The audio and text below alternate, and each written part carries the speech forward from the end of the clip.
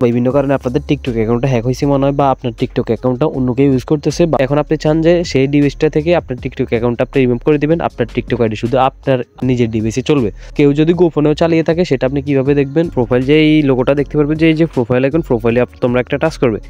তো প্রোফাইলে যখন টাচ করবে, প্রোফাইলে টাচ করার পর এখানে তোমাদের টিকটক প্রোফাইলটা শো হবে। দেন তোমরা এখান থেকে এই যে একদম উপরে যে 3 লাইন অপশন দেখতে পারবে, যে 3 লাইনে একটা টাচ করবে। দেন 3 লাইন থেকে তোমরা এখান থেকে এই যে সেটিং অ্যান্ড প্রাইভেসি যে লেখাটা আছে, সেটিং অ্যান্ড প্রাইভেসিতে একটা টাচ করবে।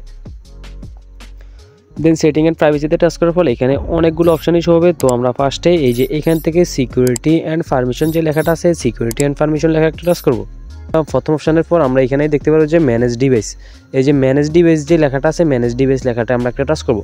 ম্যানেজ ডিভাইস লেখাটায় টাচ করার পর এখানে আমরা দেখতে পারবো যে আমার টিকটক আইডিটা কোন কোন ডিভাইসে লগ ইন আছে। এখন আমি যে মোবাইল দিয়ে টিকটক আইডিটা চালাই, এই মোবাইলে কিন্তু এই টিকটক আইডিটা এখন লগ ইন আছে, এটা দেখতে পারতেছি। আর হচ্ছে যে আদার ডিভাইস, মানে আমার এই টিকটক আইডিটা স্যামসাং গ্যালাক্সি A30s এই ফোনেও কিন্তু লগ ইন হয়েছিল। তো এটা কিন্তু আমার ফোনে ছিল। আপনাদের টিকটক আইডিটা অনেক সময় অন্যের ফোনেও লগ ইন থাকে। তো যেই ফোনগুলোতে লগ ইন থাকবে বা যেই ফোনগুলো থেকে আপনার টিকটক আইডিতে ঢুকবে, সেই ফোনের নামগুলো এখানে শো করবে। তো আপনারা যদি চান সেই ফোনগুলো এখান থেকে রিমুভ করে দিতে, এখান থেকে যদি আপনি সেই ফোনগুলো রিমুভ করে দেন, তাহলে সে চাইলেও সে আর আপনার টিকটক আইডিটা লগ ইন করতে পারবে না। অন্যান্য ডিভাইসগুলো শো করে, যে ডিভাইসগুলো আপনি চিনেন না, সেই ডিভাইসগুলো যদি আপনি রিমুভ করে দিতে চান, তাহলে এই যে এখানের যে ডিলেট আইকন একটা আছে, এই ডিলেট আইকনে একটা টাচ করবে। দেন ডিলেট আইকন থেকে এই যে রিমুভ স্যামসাং গ্যালাক্সি A30s মানে যে ফোনটা আছে, ফোনের নাম শো করবে।